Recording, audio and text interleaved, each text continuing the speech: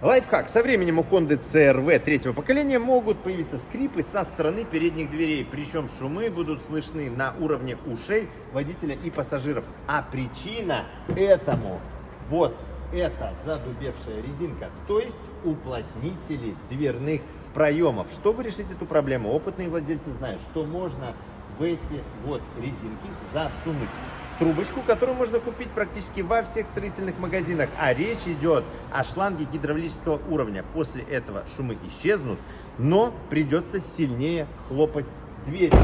Особенно в зимний период, когда вот эта трубочка может задубеть.